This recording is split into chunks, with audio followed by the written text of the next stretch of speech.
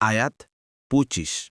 ওয়ামিন আয়াতিহি আন তাকুমাস সামাউ ওয়াল আরদু বিআমরিহি ثم إذا دعاكم دعوة من الأرض إذا أنتم تخرجون অনুবাদ আর তার নিদর্শনাবলীর মধ্যে রয়েছে যে তারই আদেশে আসমান ও জমিনের স্থিতি থাকে তারপর আল্লাহ যখন তোমাদেরকে জমিন থেকে উঠার জন্য একবার ডাকবেন তখনই তোমরা বেরিয়ে আসবে তাফসীর ১ নং ফুটনোটের বিবরণ আল্লাহ তালার কুদরতের ষষ্ঠ নিদর্শন এই যে আকাশ ও পৃথিবী আল্লাহ তালারই আদেশে কায়েম আছে এতে নেই কোনো খুঁটি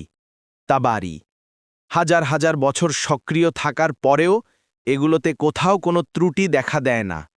আল্লাহ তালা যখন এই ব্যবস্থাপনাকে ভেঙে দেওয়ার আদেশ দেবেন তখন এই মজবুত ও অটুট বস্তুগুলো নিমেষের মধ্যে ভেঙেচুড়ে নিশ্চিহ্ন হয়ে যাবে আর এ জমিনের পরিবর্তে অন্য জমিন ও আসমান তৈরি হবে অতঃপর তারই আদেশে সব মৃত পুনরুজ্জীবিত হয়ে হাসরের মাঠে সমবত হবে ইবনু কাসির যেমন অন্য আয়াতে বলেছেন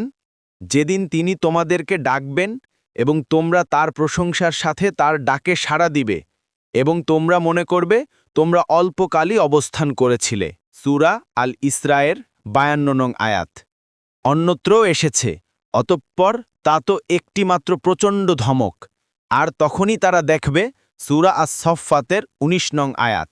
আরও এসেছে এটা শুধু এক বিকট আওয়াজ তখনই ময়দানে তাদের আবির্ভাব হবে সূরা আন-নাজিয়াতের ১৩-১৪ নং আয়াত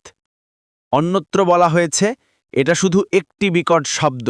তখনই এদের সকলকে উপস্থিত করা হবে আমাদের সামনে সূরা আল ইয়াসিনের ৫৩ নং আয়াত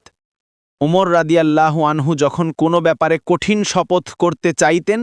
তখন বলতেন লা ওয়াল্লাযী তাকুমুস সামাউ ওয়াল আরদু বিআমরিহি অর্থাৎ শপথ তার যার নির্দেশে আসমান ও জমিন স্বস্থানে প্রতিষ্ঠিত রয়েছে ইবনু কাসির